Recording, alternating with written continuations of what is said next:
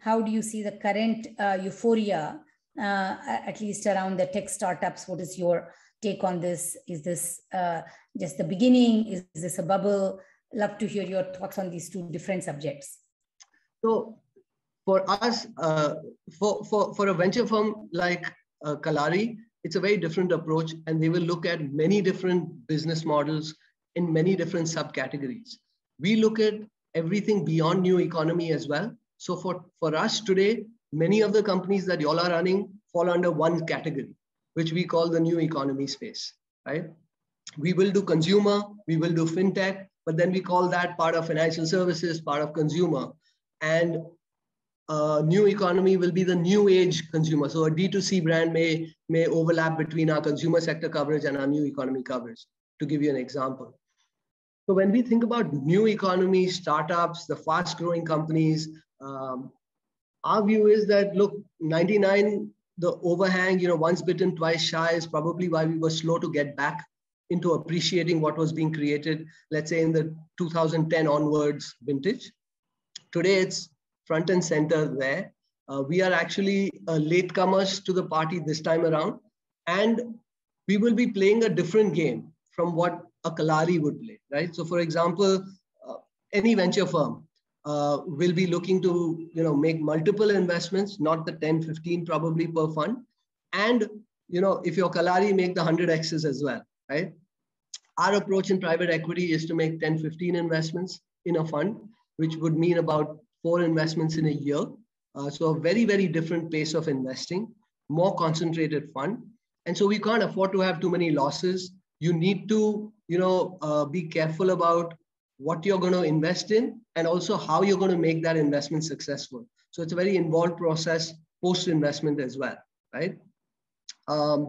We have generally been looking more at profitable businesses just because we can't take a higher failure rate that a venture firm does.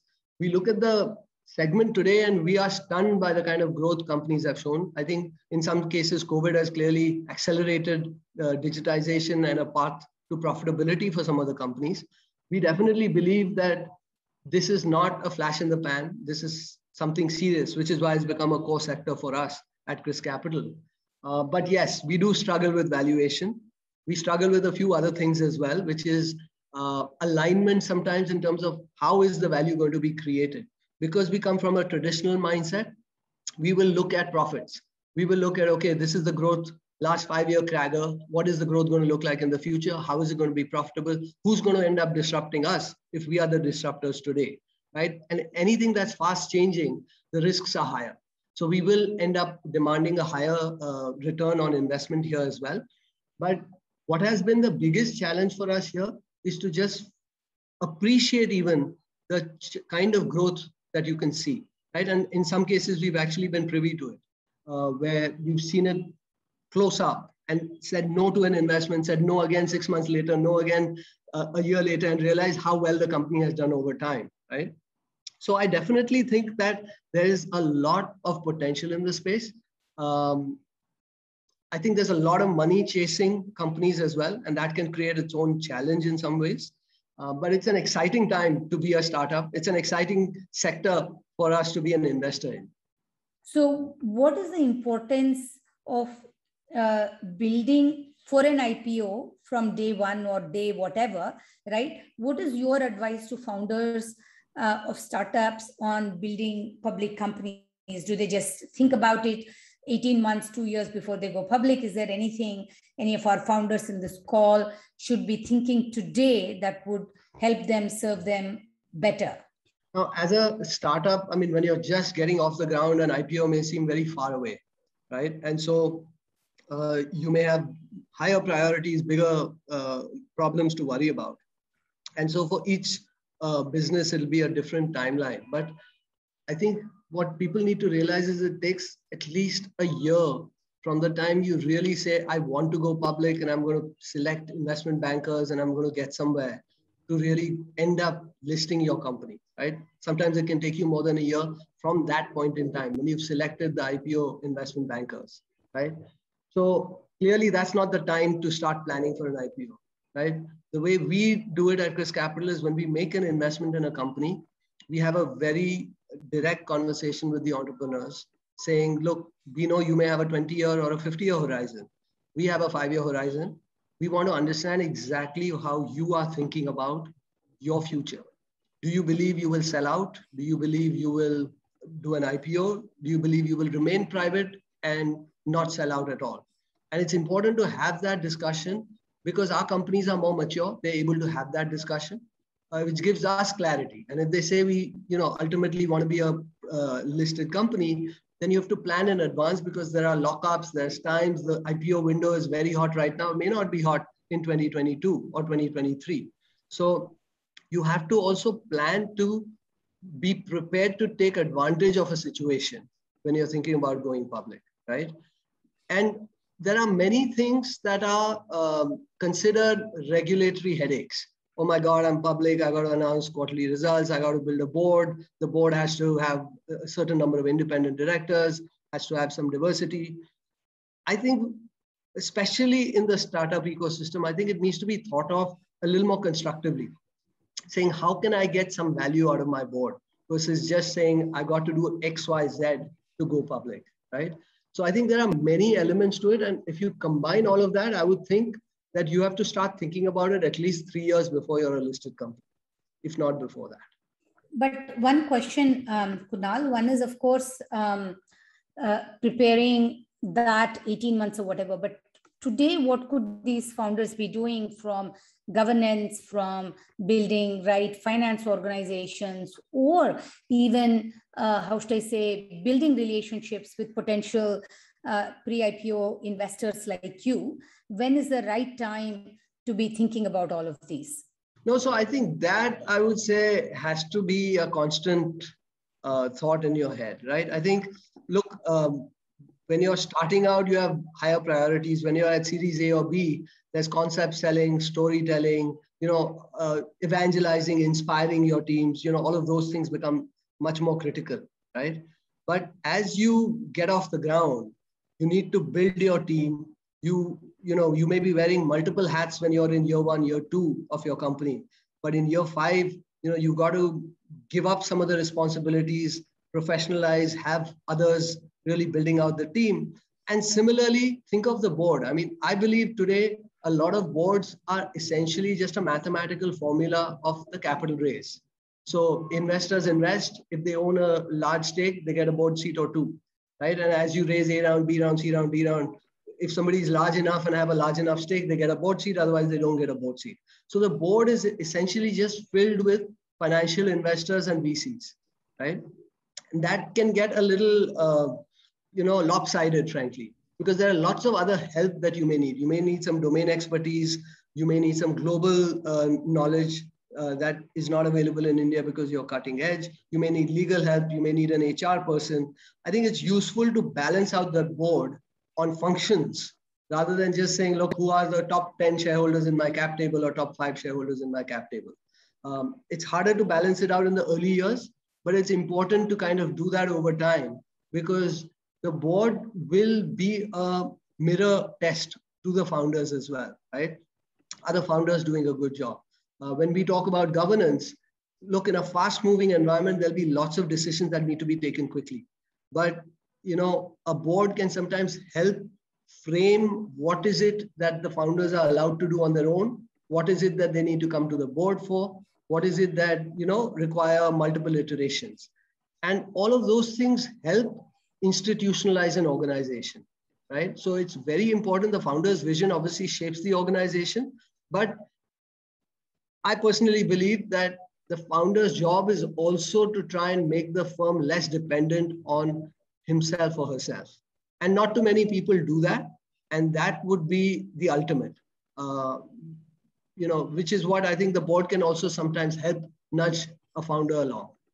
When you are evaluating, what are the founder attributes for which you are evaluating? Because our focus of what we look for in investment and what you look for from leadership are going to be different. So what is the sort of founder attributes you're looking for when you're making your decision to invest? So, I think you'd asked another question also about what do we look for in the business. right? Yeah. And that plays into this a little bit. I didn't answer that question. But Yeah. essentially, the challenge for someone like us who's generally looking for traditional businesses, profitable businesses, we look at metrics like profits and revenue as well, right? As opposed to just a subscriber-based metric, which can be monetized but is not being monetized, right? So I think when we are looking at companies, we are typically trying to understand, okay, you've turned profitable or you've turned profitable on a run rate basis. Can we first just understand, is the unit economics sustainable in the business? And are you making money before certain overhead costs, right? So if you are going to scale up 5x, 10x, and you are a high gross margin business with high contribution margins, and today, because the business size is small, you're EBITDA negative, we can stomach that because we understand the market potential is there, and ultimately you will get to profitability. What we are looking for is that sustainable? Is your business making money today because there's less competition, or there's some one-off, or because you've suddenly turned off marketing and trying to get to profitability, and the minute your balance sheet bloats up, again you start marketing and again the P&L will go. We've seen that bounce around a couple of times, right? And it's hard to fault the company sometimes because the landscape changes so fast, right? So you can't be too fixated on it. But for someone like us, we do worry about that, saying, look, is the industry steady? Is the industry changing too rapidly?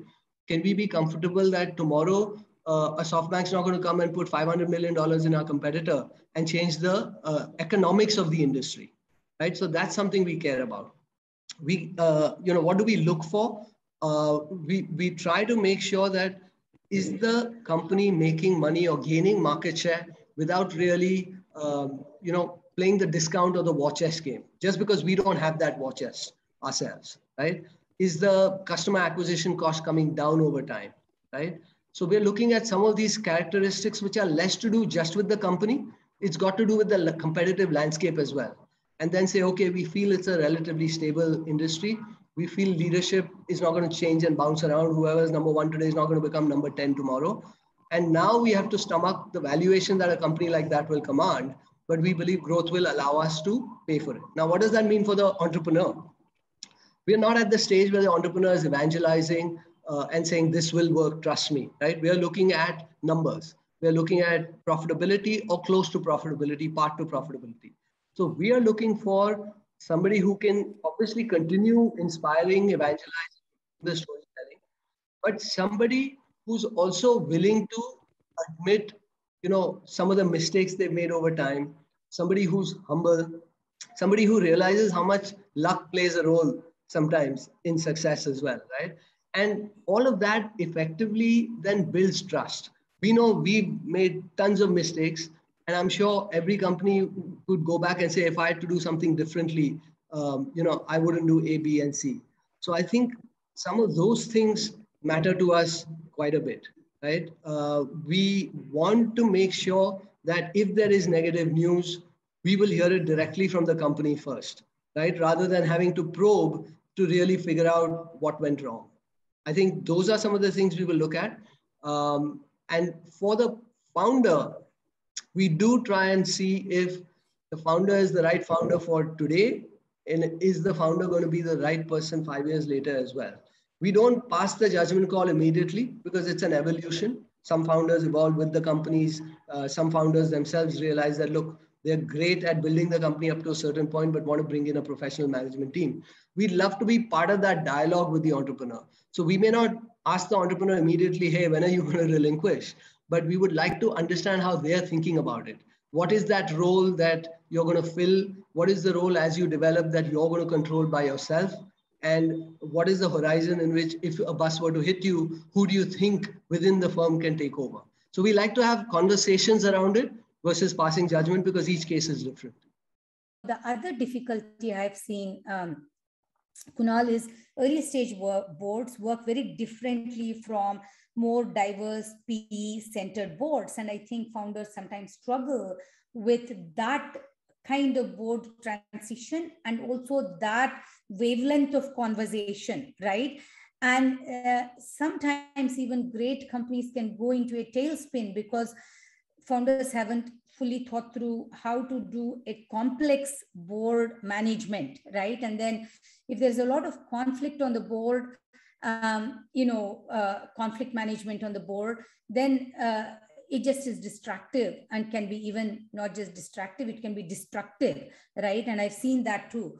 So any thoughts on how founders should consider managing diverse boards once they are in that growth stage? It's a tricky one, and I understand exactly what you're saying, because see, initially when you're starting out, you need boards to be very nimble and flexible and supportive, right? And as you pivot or you make certain changes different from your annual operating plan, I think in the Series A level, investors need to be in sync as well, right? As you become more mature company, too many of these pivots or changes will unsettle the investor as well as the board member, right? And the question is, can you bring in other resources to help you do that, right? So what is a good board pack? What is the pre-information you can share? How do you conduct the board meeting? I mean, there are enough solutions out there that can be picked up to at least reduce the burden on the founder. Remember, as you do Series G and Series H, your share cap, your cap table keeps increasing. Now, how many one-on-one conversations is the promoter going to do or the founder going to do on a monthly or quarterly basis? It's very inefficient. So you've got to put certain systems and processes of accessibility to the founder, as well as, what do you get from the investor as well, right? And maybe the way to do it is to say, look, even if you have 10 investors out there and 6 of them have board seats, somebody takes the lead and speaks for the group, right? But then let's have some non-investor share directors as well in the strategy session, in the board meeting, who can point something else completely, So I think those are some of the things that the founder will need to keep in mind. The other thing is, it's a different kettle of fish, right? Vani, when you're investing, you're trying to make multi-baggers 10x, 20x, 100x. When we're investing, we're trying to make 3 to 5x, right? And so we are, there will be times where the decision will be different, saying, oh, I'm going for a moonshot. If it works, we'll make, and we'll be looking at it saying, I'm happy with the 3 to 5x. I don't want to risk getting a 1x as a result of going for the 3 to 5x. So it's very important at the fundraise. This is not a board issue. It's very important at the fundraise to really figure out why is so-and-so investing in me. And in today's frenzy, you asked about all the excitement. What ends up happening is cycles are very short. You launch a fundraise, you get it raised, and there are 20 people knocking down the door. It would actually be helpful for the founder and the existing investor base to do a little bit more of the check on who is the right kind of investor who's going to be supportive of my business model for the next 4 or 5 years, and not necessarily just say who can close the fastest, right? Or even ask the question, who's going to ask no questions and sign on the dotted line? Because you do need a different kind of help when you're trying to go public, when you're at a different scale. So why not accept that kind of capital who can be patient, but also provide something that the initial investors may not be able to provide? But it's a tricky one. And I think the best answer I can give you is the founder needs to be a good listener, right? I think they may end up just saying, look, we know how it's done. We built it to this point. It's so successful. But I think you will need to be a good listener to understand why is one investor saying A and the other investor saying B, and how do I, bring them on the same page to take it forward.